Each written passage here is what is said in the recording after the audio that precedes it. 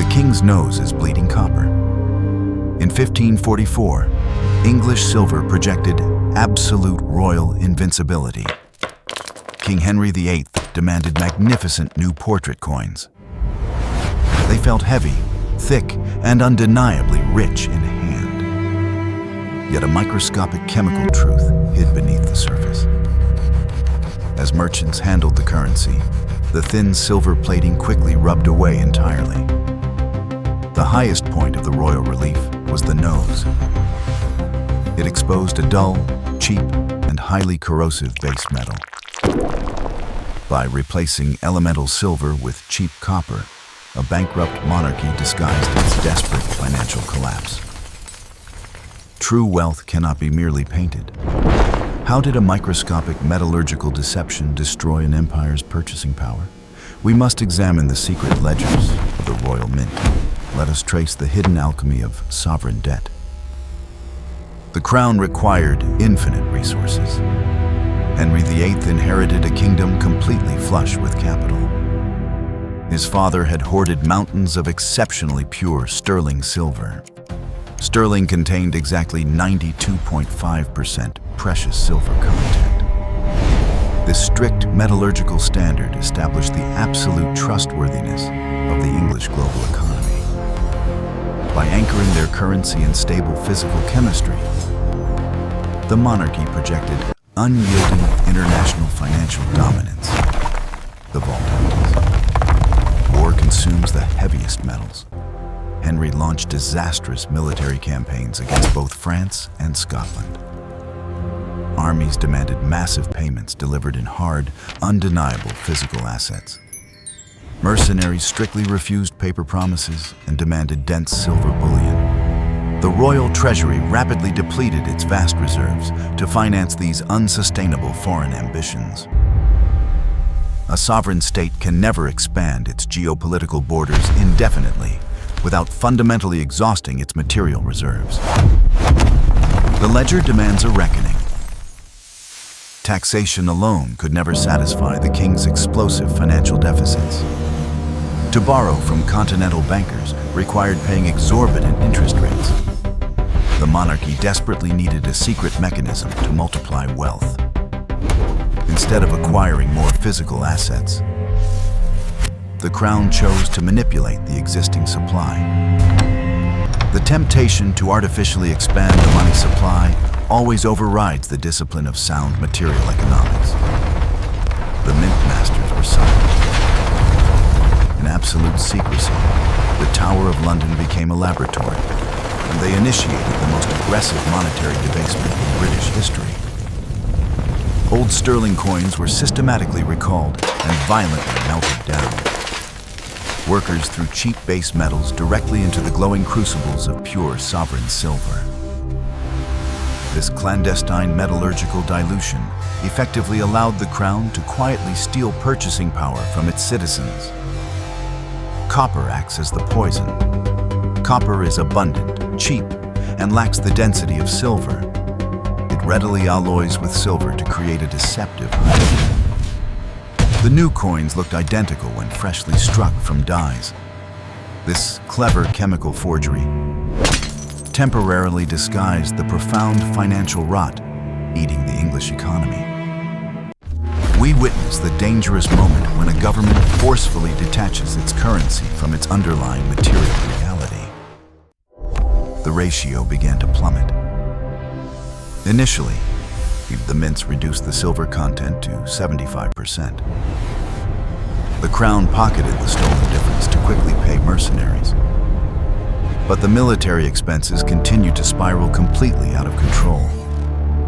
Within a few short years, the silver purity collapsed to a shocking 33%. This rapid destruction of elemental purity directly mirrors the devastating trajectory of modern fiat currency inflation. Gresham's law took immediate effect. Merchants possess an innate understanding of true physical material value. They quickly recognized the unsettling lightness of the new currency. Citizens began hoarding the older, heavier coins made of sterling. The cheap copper alloy was aggressively pushed back into the domestic markets for daily circulation. When bad money enters an economy, it systematically drives out the hard assets containing genuine value. Trust fractured along chemical lines. International traders immediately rejected the heavily debased English testoon coins. Foreign exchange markets demanded harsh discounts for the compromised currency. The exchange rate of the pound crashed across the continent. England's perceived economic invincibility dissolved simply because the atomic structure of its money changed. The physical properties of a currency act as an unyielding natural boundary against limitless state overreach. The deception was fully visual. Minting involved chemically washing the copper blanks in liquid silver. This created a thin, brilliant veneer of absolute royal perfection, but daily friction quickly wore down the fragile silver coating. The high relief of the king's portrait wore away first, exposing the dark copper.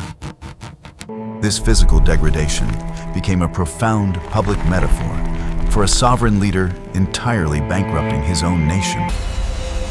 The hidden tax was immense. The crown extracted millions of pounds through this metallurgical fraud. They minted millions of new coins from the exact same silver. This effectively multiplied the domestic money supply without creating value. By manipulating the physical alloy, the state orchestrated a massive, unlegislated transfer of national wealth. Debasing the currency serves as an invisible mechanism to siphon economic energy directly from the working class. Prices spiraled into absolute chaos. As the base metal flooded the streets, purchasing power plummeted.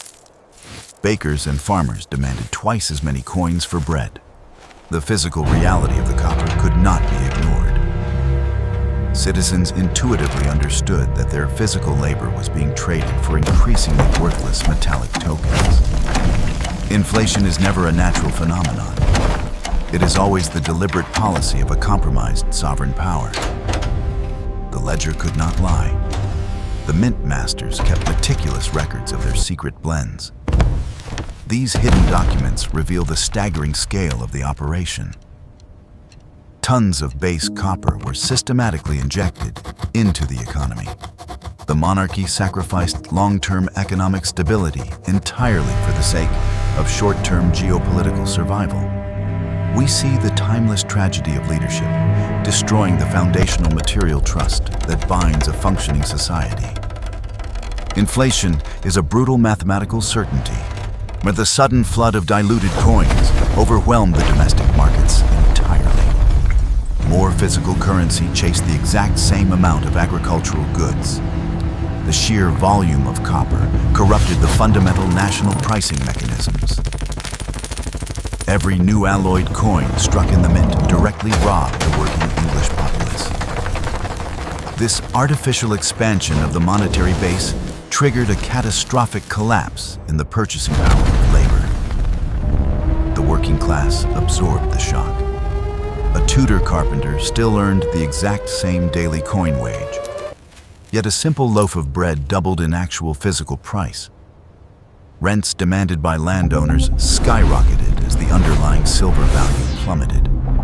The invisible tax of debasement quietly starved the most vulnerable segments of English society. Thus we witness the tragic historical constant where currency manipulation disproportionately devastates those who work for a living. The macroeconomic climax arrived swiftly. In 1551, the domestic pricing crisis reached an absolute and violent peak. The crown desperately attempted to revalue the broken currency by decree. They arbitrarily declared the testoon worth significantly less overnight to compensate. A single royal proclamation instantly vaporized half the stored wealth of the entire English nation. This sudden realization of material truth broke the psychological illusion that fiat authority could override physical scarcity. Sovereign debt demands a physical toll. The Great Debasement completely paralyzed the thriving English international textile export.